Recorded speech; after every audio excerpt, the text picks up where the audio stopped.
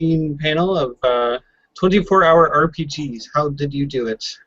If you're new to Virtuacon, this is RPG Geek's all virtual, all online gaming convention. It's happening this weekend, so feel free to stop on by and check out all of the other great games and panels that are happening. Tonight I have with me my hosts, Lowell Francis. Hey. And Sean McCarthy. Good evening. And I'm Jacob Wood. So I thought we'd start off by just kind of explaining, first of all, what is a 24-hour RPG and what is it to you guys? To me, it also kind of encompasses the 48-hour RPGs because RPG Geek does both of those contests kind of every alternating year or so. So any RPG that is written from concept to completion in 24 to 48 hours, and it's no small feat, as both of you, I'm sure, would be able to attest. Definitely agree. Well, and I'd qualify this too. I mean, it's not just beginning to completion. The important structures here are.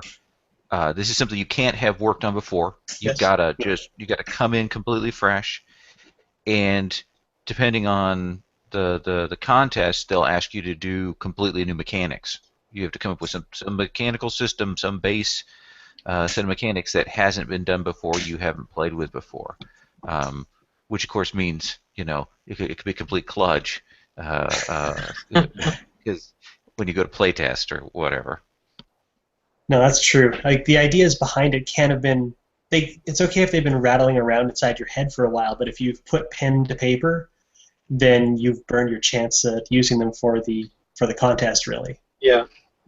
And that is a really important point. The concept to completion really is that you can't have had the concept beforehand. So that actually brings me to one of the first questions that I had was, where do you find the inspiration to come up with a theme and mechanics that fit that theme and write it all down in 24 hours? Where do you guys find your inspiration?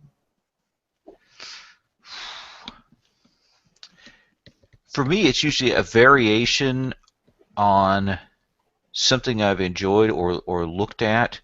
The first year I did it, I did a game where it's very much sort of unequal power, and that's because I had read through Mouse Guard just a few months before that, and that was the idea that struck me, was little things versus something big. And so in the game that I did, essentially it's henchmen versus superheroes kind of things. So it's the same sort of level of unequal power, and that was what had struck me. So things that are elements or conceptual ideas from other things, I think, can be brought over, and a couple of times that's been for me. I agree. It's a great way to take ideas you've liked or had kicking around for a while and remixing them into something different. And because so much of it is about just getting your ideas out and then going back and doing editing passes and making sure that everything works, you can just throw ideas down and see what actually sticks and trim it up from there. Okay. For me, I've done a couple of these. Colors of Gray really benefited from the random generation of ideas that some of the RPG contests use, where they just throw out a bunch of words and you roll on a chart and you've got to fit your theme into such and such a set of terms that you roll. I think for Colors of Gray it was something like chameleon, statue, and tavern.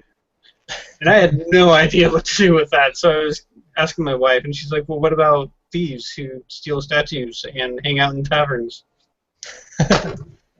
So anybody who knows me at all knows that my wife comes up with all of my good ideas, and I'm just going to write them down. So how do you go about the process of putting those ideas into a game in 24 hours? Do you start by outlining? Do you just start writing? How about Sean? Why don't we start with you?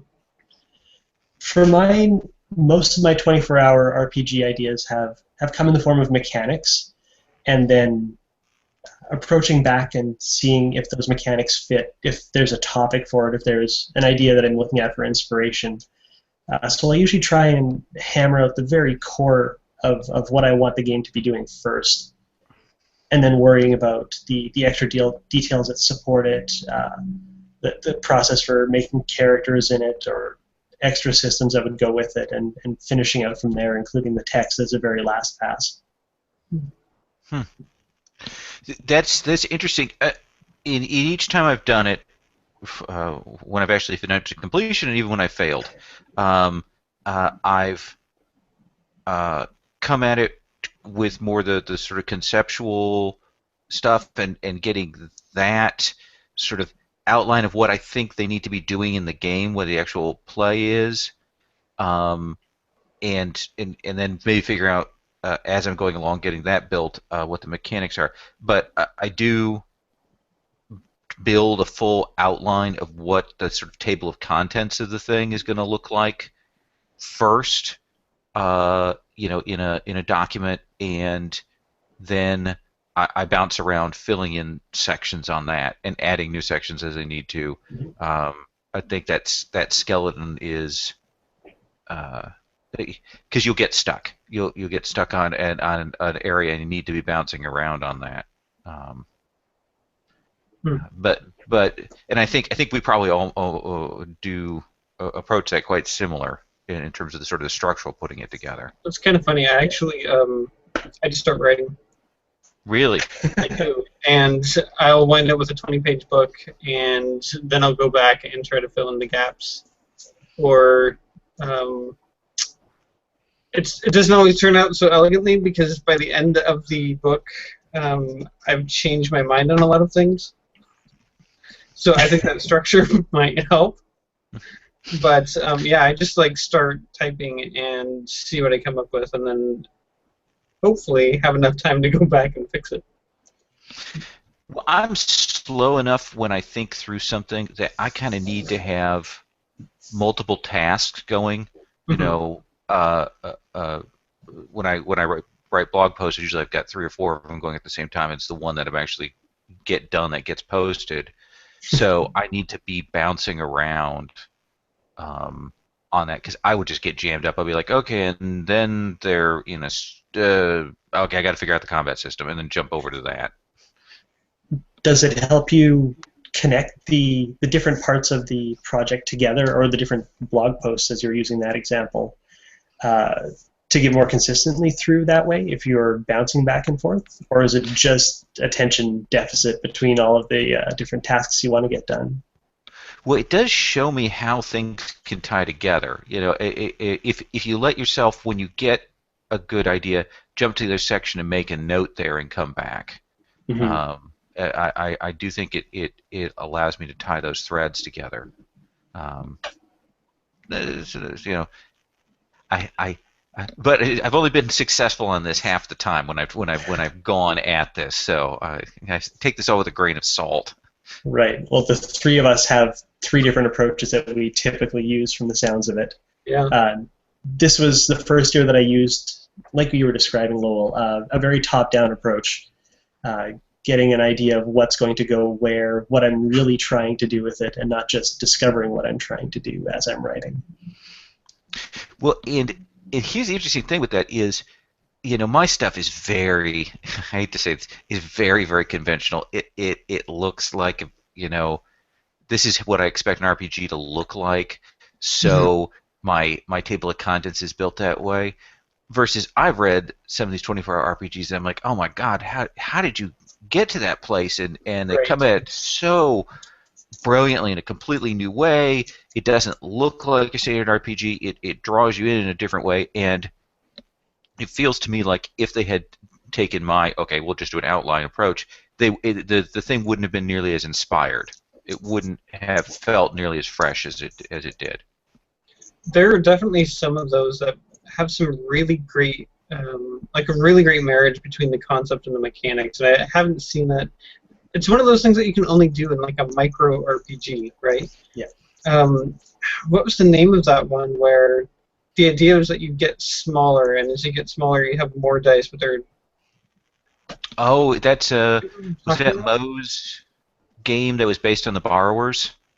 Yeah, Oh, that was great. that was That was one of my fantastic. favorites. And I just love the idea that the dice size represents your character size. And it's something that you couldn't do for a game that was intended to be like long term. Hmm. Um, but with these 24 and 48-hour RPGs, you can really play with those kind of small concepts and see what comes out of them. Well, and I think that's the important thing is early on kind of decide what your level of ambition is. You Mhm. Sometimes I'll see a game, a 24-hour RPG that I read that where they've clearly written almost more of a generic system for doing some genre, Mhm. and it feels kind of like they got off track. There'll be some points that make me suspect that maybe they had a more narrow focus early on about a particular story or particular slice, and then they've kind of wandered into just building a big system. And I could here's the thing is when I read that I go, I could have done that way. I could have easily have followed those breadcrumbs if I were, Mhm. if I had started that way. I see the trap there of doing that. Yeah. And likewise, instead of just they had a kernel of an idea of where they were going and then ended up writing a generic system, there's several entries that they come across as creating another generic system, and then we're going to put the theme on top of it just so we have something that's not just another generic system. Right. And that's especially if you've played a lot of like the bigger systems, it's probably harder to get away from that mindset. So Yeah, I think you can really go right ahead. I was going to say I think a lot of the 24-hour RPG systems benefit from having that like indie game influence, because it really takes that outside of the box thinking that you don't get when all you're doing all day long is playing Pathfinder or D&D. Yeah, which are great games. Absolutely. I'm not trying to rag on like generic big systems or anything like that. What I've really liked about the 24, 48-hour RPGs and the theme contests is that they seem like they have like the old punk concert mentality where you don't necessarily have to be good at the thing you're doing, but you want to try something different and go all in with it. And When it's sometimes you gamble and you succeed, and sometimes you don't. in recognizing what you can get done in 24 hours is that first year that you do it is a real eye opener Mm-hmm. about what your own process is and about what it takes to build a game. What are the parts you definitely need to have there? How hard is it to explain those? Yeah, it's definitely something that can be tricky to do. My first one was Colors of Gray, and that was a 48-hour RPG. And it wound up being like 20-some pages long. But I think what it didn't have was a very coherent system. It was just like 2d10 subtract the lowest from the highest. And that was for everything that you do in the entire game. But I was running more with a theme on it, and I think that if I knew what I was doing beforehand, and if I had that experience of doing others in the past, I think the system would have been a little bit more in tune with this setting and would have worked out a little bit better. Yeah. Yeah, there is a sense that one of the things that you can do with a 24-hour RPG is if you've got something that you've been thinking about generally, but you haven't had a chance. It's a good way to push yourself to go. Okay, I got to get something down on paper, Mm-hmm. and recognize that it's not going to be perfect, but that's raw material to rework later on. Yeah, for sure. A lot of 24 and 48-hour RPGs go on to be, larger projects from their creators. Yeah, I polished up one of mine. It's on like RPG Now, Drive-Through RPG, and several people have decided that they would like to exchange dollars for that. So that was really cool. Yeah. Which game was that? That was Adventurer and Troll. Right. So that was just a simple playmat. There's a dice that goes on it, and it's more than anything, it's a storytelling game, but I wanted to actually have a physical thing there, so I went with the idea of using a playmat, and people can pick up and move things around on it. Nice. So you still get the feel of it being a game as well.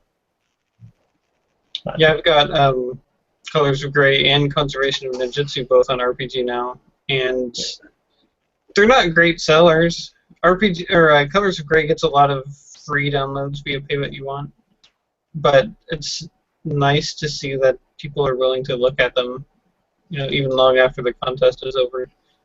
Yeah. And some of those have such a great idea underneath them, like actually mechanizing the law of inverse ninjas. Done. Mm-hmm. Let's make the game that enables this. That's really cool.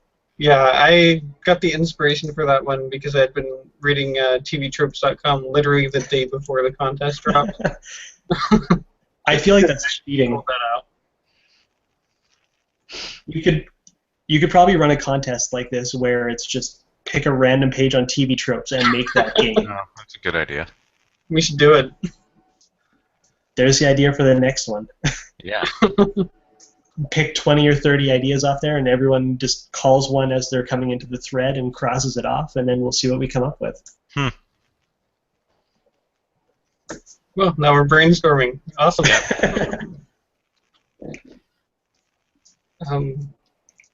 So I've run out of the questions that I had come up with. Well, I guess which RPGs have you guys written for 24-hour contests? I've already mentioned the two major ones that I did, Colors of Grey and Conservation of Ninjutsu. And I just plugged Adventurer and Troll, which was the playmat story game one. This year's entry, I put together a card game. I actually saw the board game side is running an 18-card challenge. Right as I was starting to put together my entry, and I decided that would be the format that I used. It's called Dirtbags, and it's about those kind of people who just work at ski lodges in the winter so that they can go rock climbing and mountain biking all summer. The first year I did Witless Minions, which is essentially about henchmen for supervillains, desperately trying to keep themselves alive in the midst of all of the plotting and planning that's going on, and dealing with James Bond types and superheroes and all of that, and desperately trying to.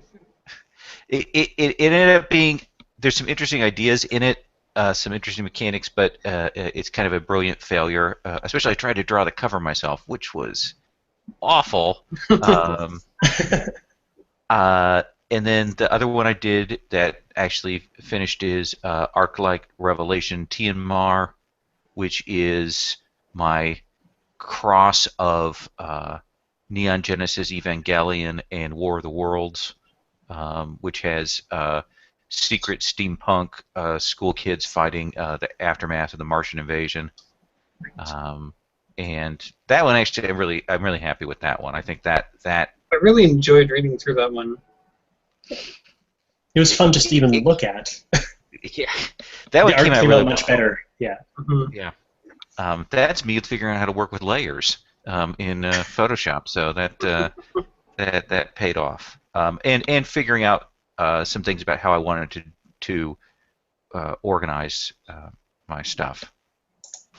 And of course, I failed twice where I started on doing things, and one game was going to be about secret androids trying to hide, and there would be good androids and bad androids, and their programming could get reversed. And I started on that, and I had this whole idea about the mechanics, and like just a few hours in, I was like, ugh, I have no idea where I'm going, completely lost, and where I stopped. And I had the same thing actually. I tried after I joined the panel this year. I was like, okay, well, I'm going to go and try and do the 24-hour RPG Geek thing this year.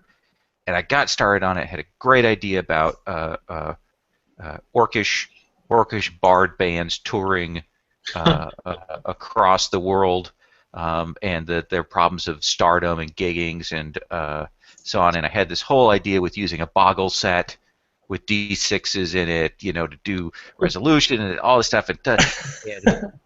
And about 6 hours in, I was like, I have no idea where I am, and I got really frustrated and absolutely hit a brick wall with that. So that is the thing, is sometimes you can do that, and it was a fun experience. But boy, did I hit against that hard and had no idea where to go. That's the trouble with getting a full head of steam, is when you do hit the wall, it hurts, because all the ambition and all the vigor you had going, it's just gone in an explosion. Yeah, as opposed to me, who didn't even get started on it this year. But now, leave me alone as a participant this year? Oh, okay. I have a question, Jacob. Now, didn't the Monster Rally game come out of? Monster Kart Mayhem was not a 24-hour RPG. It was part of an adventure design contest at RPG Geek. And that one is it just launched to backers today and will be going out later this month public. So that's another example of a game that I wrote for a contest that is being published. That one even had a Kickstarter. But Monster Kart Mayhem was not a 24-hour game. Although I probably wrote it in about 72 hours or so. How many of sort of these kinds of games, the 24-hour or 48, have you actually played? I have to ask you guys that. I have played one, and that was Conservation of Ninja 2, because it's a solo game. Okay. I've played last year's Adventure and Troll for my own designs with a friend a few times this year. It's a 2-player game, so it's easy to get enough people for that. Okay. I haven't had a chance to playtest this year's, and for other people, I'm trying to remember the exact name of it. It was one of last year's that used the 5 elements, like the 5 Asian elements. Oh. And you were shuffling beads around, and we gave that one a try. I'm just trying to remember the name of it so I don't shortchange somebody here. 5 Ching, I believe. That one I enjoyed because you had a pool of available options, and as you were each taking turns in rounds, you were pulling away from that. It reminded me of games like Siren and things like that came out of the Maggie Baker and Vincent Baker camp, where each thing that you were choosing was taking away from remaining options for other people or for yourself. Oh, that's cool. Yeah. So that one really, really struck home with me anyway.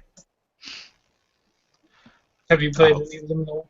Yeah, actually, one of the what got me into it was right at the beginning of the year, as sort of part of the whole RPG Geek play 5 RPGs you've never played before. Julski arranged playtests of 2 of the games, and so one of them that we played was The Resistance, which was a sort of a card-driven game about the French resistance during World War II. That La Resistance, and it was actually I really want to go back and have a chance to play that more fully, because the sort of the Battlestar Galactica style trader mechanics the game has is very clever, is very smart, and is worth somebody going back and doing some work with. And then the other one is Dungeons and Draperies, which is that one looks awesome. So fun. That is a great, I think, RPG party game, because one person plays the awful, hideous goblin tribe, and everyone else plays people having to go and teach the goblins how to be civilized, so that the king will allow them into the kingdom. And it was smart. The game actually has interesting sets of risk and rewards, and the mechanics that follow that are very, very clever. That's awesome. And I love the theme in it, how it's turning the normal go into a cave full of goblins and mission completely on its head. Mm-hmm. Mm-hmm. I just remembered, I did play another one. I'm doing a play-by-forum of helpermonkey.com, which, no offense to anybody here, is probably one of my favorite all-time 24-hour RPGs. And the play-by-forum is going really well, and it started in March, it was supposed to be done by June. We're about to finish it, maybe by November. Okay. Home Well, stretch. yeah.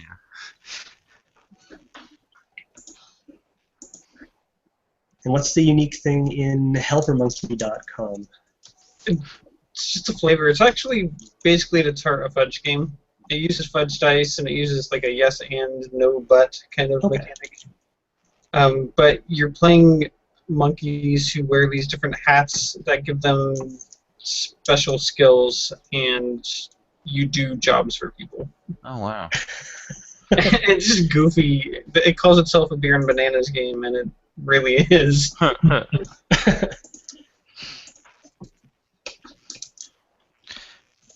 So should we talk about advice for people who are going to do this? That's probably a good idea.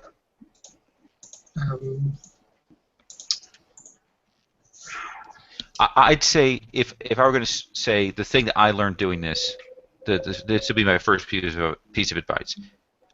Learn and bookmark ahead of time places where you can get Creative Commons images, Mm-hmm. Creative Commons illustrations. Know where those are. Don't go search for things and get things ready ahead of time, but have bookmarked and know where those resources are available. Take a little bit of time. That will save you some energy and some frustration when you get to preparing it. The other thing I would say related to that is if you want to give yourself a little bit of a flash, do the same thing ahead of time. Know where you can get free fonts that are kind of designer fonts that are Creative Commons or that are free, share stuff, because you can use that to shape it. Maybe you'll see something there that'll will trigger an idea, a font that's very cool, and you can build a game to that. Yeah, openclipart.org, Flickr Creative Commons search, and dafont, dafont.com are all really great resources for anybody on a budget. All of my art from Colors of Gray and Conservation Ninjutsu came from one of those places. Mm-hmm. And a huge majority of the images that show up on Wikipedia, they're Creative Commons or some other version of open licensing, where you may have to give credit, you may not have to give credit. So those are all nicely sorted too by topic and can be found easily from one another. Mm-hmm. And related to that, another thing is there are a lot of if you haven't done it anyway, a great skill if you enjoyed game design, things like that, is learning a basic art program and learning how to work with layers. Is a technique that will stand you in good stead if you haven't already across all gaming. So it's worth taking the time to do that. Yeah, for sure. Yeah, learning your tools is Mm-hmm. a very helpful part of the homework to do ahead of time. And that's not to say that you need to have that sort of flair to your 24-hour games. There are plenty of great games that come out of Microsoft Word, save as PDF. Mm-hmm. But it's nice, and I think it adds a little bit more edge to the game when you're able to do art, or even if you're able to just do like a 2-column layout and some borders around it. It adds to the overall look and feel of the book. Yeah, and that's as much for your own ego as it is for anything. Is you want it to look like a game. Sometimes when you're done, you just want it to have that feel. Mm-hmm. There's a freeware program for doing page layout. Scribus is the one that I use for that, and I'm pretty happy with how it works. There's also even easier to use now. There's one online. It's a web-based program.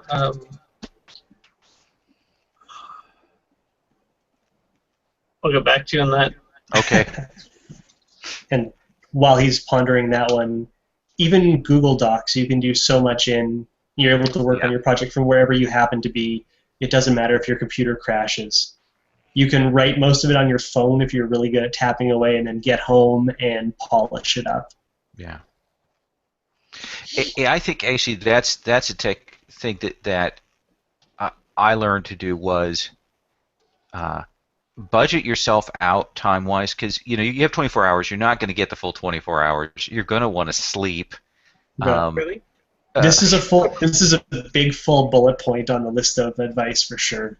Yeah. But I try to go, okay, I'm going to take whatever the last 20% is of the time that I have, and that's where I'm going to go and do editing and layout and stuff. And if I promise myself that is a hard and fast rule, then I can do my writing without worrying about going back and tweaking so much as I'm doing it, because you can get yourself caught in a loop there if you're not careful. Right.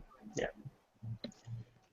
Budgeting the sleep right in the middle of your session too is probably a good way to do it. Mm-hmm. Get most of your ideas out, go to sleep, wake up in the morning, have some breakfast, have some coffee, and then come back and try and figure out what insomniac you was on about last night. Yeah. Well, yeah, sleeping on it is always a good idea, and especially when you're trying to edit your own work. Yeah.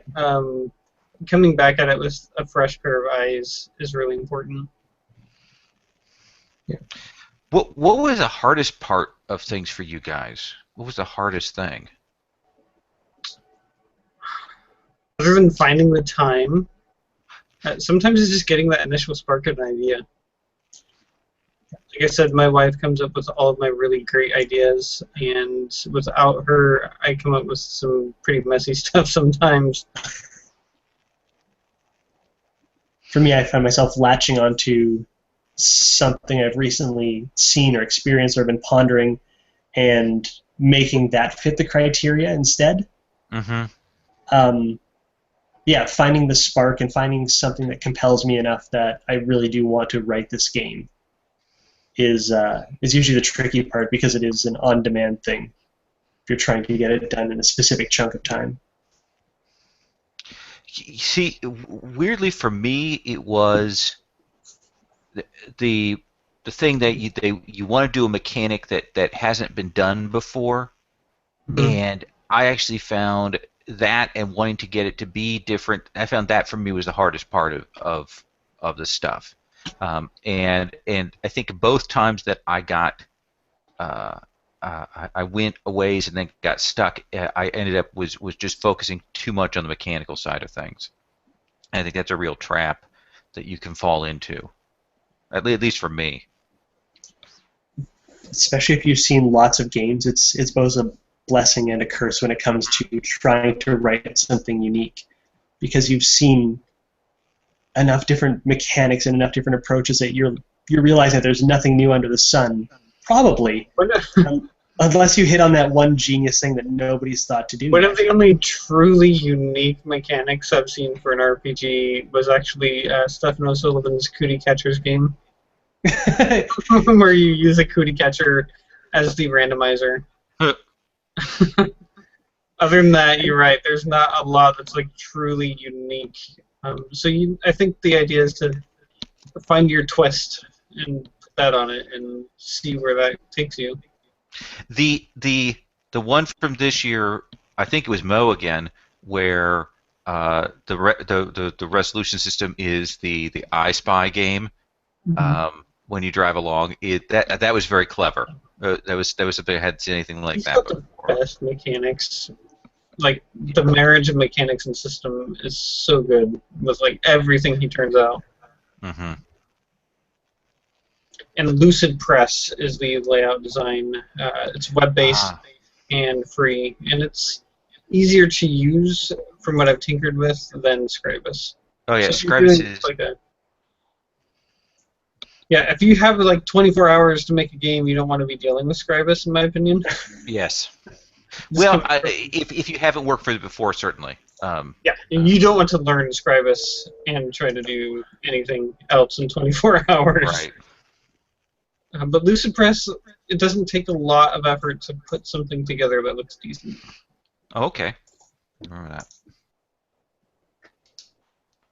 Of course, I used the 800-pound gorilla myself, but I paid for it, so. Yeah.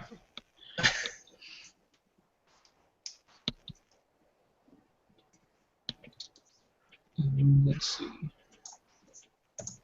So we've covered what we've done in the past, what we've used for our resources, inspiration, general advice, tools. Yeah. I think The other thing I would say is number your pages. People forget that, and for some reason that bugs me because I always forget that when I do handouts for my players, and then they get the pages all in mixed up order. So that is a lesson I've learned the hard way. Okay. Yeah, and that's a factor of your layout software. Know at the very least how to add page numbers to your footer in Microsoft Word. Yes. One of the last things that I wanted to touch on is how do you get people to play test these, and can you fit it into that 24-hour time window within reason, or just for your own benefit for the sake of doing a version 1.1 after you've had a chance to get other people to look at it? That's always the tricky part of designing any system, is getting people to play test it. There was an initiative on RPG Geek for a while to get people to play these contest RPGs. And I think there were several that had actually received some play through that initiative, but I think still the vast majority of them went unplayed. I consider these brilliant orphans in a lot of ways. If they get played, it will be a lucky, wonderful thing. But it is kind of the island of misfit toys for these games. And I always tell myself that I'm going to go back and polish them up and get them cleaned. And certainly, at least with the Arclight Revelation, I'm going to use it for something else. But that's very much in the future. Admirable and ideal to be able to play test, but it would be hard for me. So then, when you're writing them, are you approaching it as a game that's going to stand on its own, or is it just a throwaway thought experiment, and then once in a while you do catch on a game that's worth looking at again?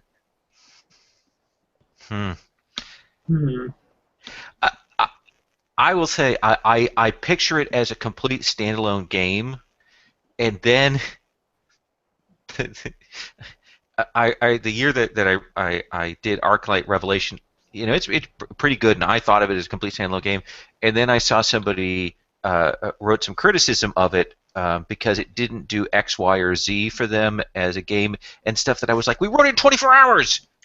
What do you get? Why are you getting on my case for that little thing? I mean, look at what's there. So I have a double standard on that score.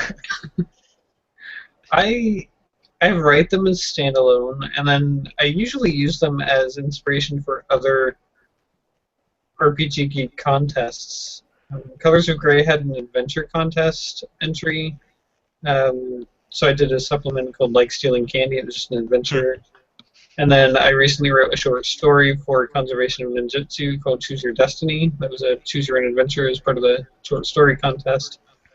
So they're kind of standalone and kind of just springboards for other contest ideas, I guess.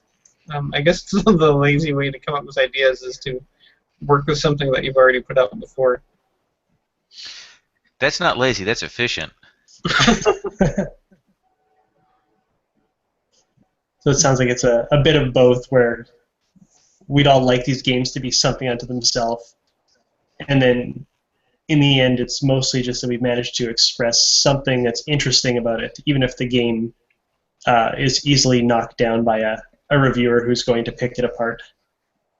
Right. Yeah. So that's kind of the thing about these 24-hour RPGs is that even if they are relegated to the Isle of Misfit Toys and nobody ever plays them, some of them have some really great concepts that can carry over into other games or carry over into your home games, and maybe you just pick out one really unique mechanic. But if that one really unique mechanic ever sees somebody's table, I think it's still a success for that game. Right. And just having actually sat down and written something and finished it, ideally, unless you bail out halfway through the day, that's also a victory in and of itself, especially for people who've liked RPGs and were curious about how to write them.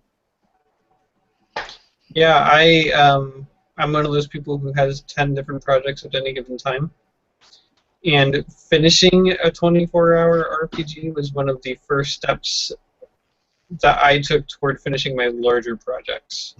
Because then I saw what it took to just like polish it up, turn it into a PDF, publish it. Kill your darling. Yeah. Yeah. And the thing we haven't said, Stratus, is this is hard, but it is really kind of fun, and it's satisfying when you actually succeed. If you have any kind of sort of game ideas, this is a great, goofy, stupid, exhausting exercise, and yet, I would do it again. I say afterwards each time, I'm never doing it again, but I will go and do it again. I often can't wait until the next year comes around because it's not as rewarding, in my opinion, to just like set your own time aside to say, I'm going to write a game today. Mm-hmm. But when you have that contest backing you up that RPG Geek does every year, it's fun to get everybody involved. It's like running a marathon. You wouldn't do it on your own unless you had 8,000 people running with you, right? Right. Right. And even then. Yeah.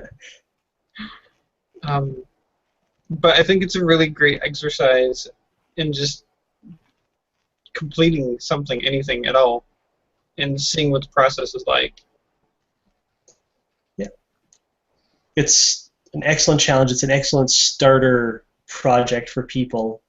It's not as daunting as something like Game Chef, where you're actually competing with other people, and you're expecting your work to be torn apart. This is, like you're saying, it's fun. You devote 24 hours of your thought into this, and you come out with something, and it's yours, and it's done. Usually. Yes. Yeah. Yeah. I think if I had kind of a final thought for people, it would be that you should go and look at the big collections that they have, and the one they have up right now for the 24-hour games, the big zip bundle of I think 20 different exactly RPGs 20 minutes here to look at and see what they're like, and you can search by the different series of those games throughout the year on RPG Geek. It's worth going and look at them and seeing the examples and seeing the kind of creativity. And I encourage anybody who's a game designer to go and do that. Absolutely. I think any game designer can benefit from it. Even those people who will never publish another RPG in their life, some of them have some really amazing ideas in their heads that get put onto these little tiny games that probably nobody's ever going to play, but are some really great thought experience, if nothing else. So they're all worth reading. I guess I'm going to third that as well, too. It's incredibly fun to sit down and do it, and to attempt it, and to succeed at it. And then to read everyone else's, and to give people props for the great ideas that they came up with, and the great ways they found to express what they wanted to get out.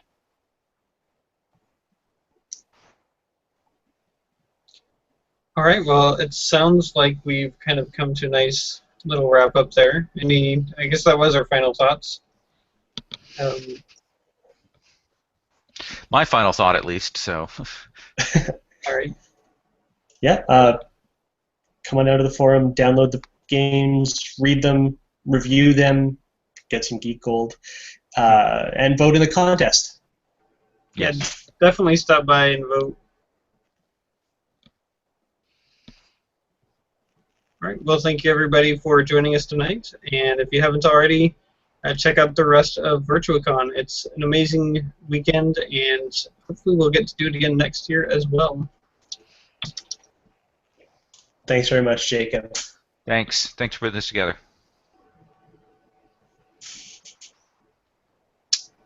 Now, if I can figure out how to turn off.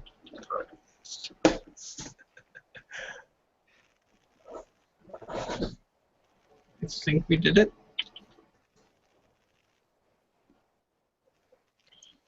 I think it's still showing as live, but that may just be the delay.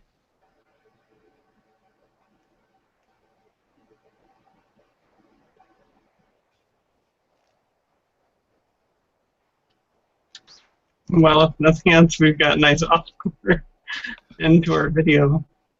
All right. Well, good night. Thank you guys very much. Thank I've you got so a much few hours for before my coming next out at 2 panel. a.m. Take it easy, all right? Good night, Lowell. Night. Just